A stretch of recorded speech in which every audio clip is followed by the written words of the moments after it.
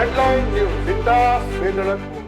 ડભોઈ 10 દિવસ દશા માતાજીની ભક્તિભાવપૂર્વક આરાધના કર્યા બાદ માતાજીને ઢોલ નગારા અને તાસા સાથે વાજતે ગાજતે વિદાય કરવામાં આવી।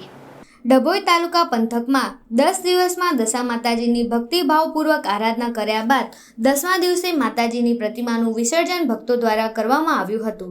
મોડી રાત્રે ડભોઈના મધ્ય તળાવ ખાતે મોટી સંખ્યામાં ભાવિક ભક્તો ઢોલ તાસા નગારાના તાલ સાથે માતાજીનું વિસર્જન કરવામાં આવ્યું। તો બીજી તરફ ડભોઈ તાલુકાના દક્ષિણ પ્રયાગ તીર્થ ચાણોદ ખાતે નર્મદા નદીના કિનારે આસપાસના અન્ય તાલુકાના મોટાભાગના ગામોમાંથી ભક્તો માતાજીની પ્રતિમાઓ લઈ વિસર્જન કરવા આવી પહોંચ્યા હતા।